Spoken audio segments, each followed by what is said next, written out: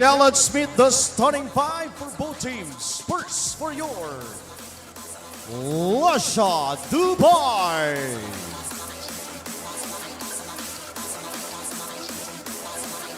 Starting at guard, number 13, Edward Bolivar. Also at guard, number 43, Kyle Dazilio. At center, number 25, Zion Malyari. At forward, number 88, Christian Aldea. And the other forward, number 7, Ashton Apigo. Head coach for Lasha Dubai is Jem Rigor. Assistant coaches John Solano, Gabe Rigor, Julius Romulo, and Lance Casañas. Your Lasha Dubai. Start off this semifinals round. Last shot Dubai going with Apigo, Dasilia, Bolivar, Aldea, and Malyari. Yes. And siyempre, Pampanga wants to make a statement dito as late nga lang doon to block from the outside. Off the mark.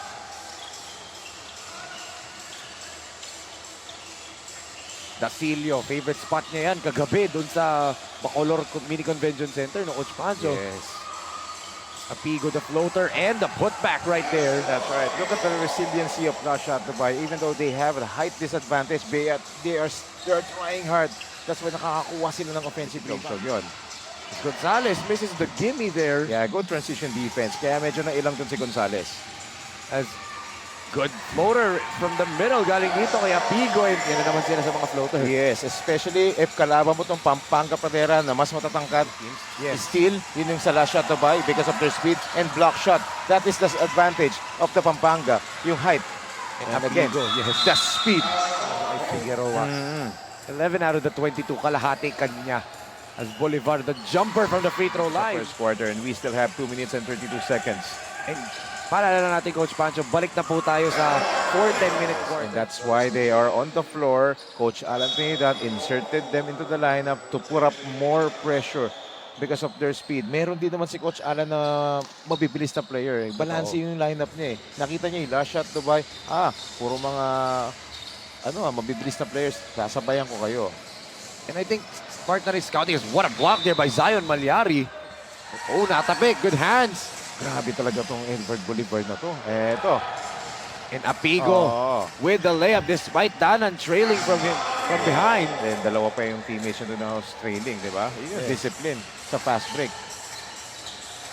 Again, another miss. Mercado couldn't collect the rebound. Si Alan Danan right there. Ano natin itong agaw dito from Bolivar and then Apigo all the way to the basket. With Pancho. A good tap there by Apigo.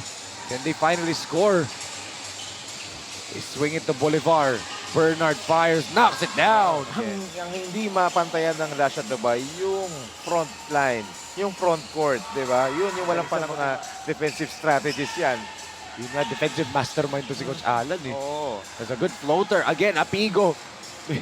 Bibihira lang yan magmintis dun sa floater na yun. Yes. Kahapon yata, no? Halos lahat ng games. Isa lang yata yung mintis na nakita ko sa floater, di ba? OG Machas sees the floor. Yeah, yun is a good quality of a guard. Again, Bolivar always with an answer. Wala pang scouting yan, lalo series of games, di ba? Right. Lalo na yung mga foreign, mga visitors natin, mga foreign. Salcedo from the outside, off the mark. And that's gonna be as Basilio misses. And look at that. Hindi natutuwa yung coaching staff ng Pampanga na nakatitig lang si Vergara. Pilipinas sa kanilang home soil. Ito namang si Coach Jem Rigor. 8 years ago pa siya huling nakapunta dito.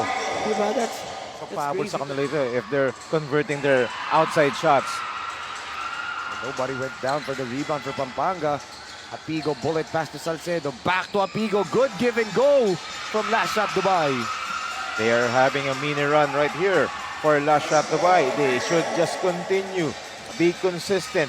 Be disciplined sa defense. And Huge lead right now. 107 to 58. Time out on the floor. We will be right back.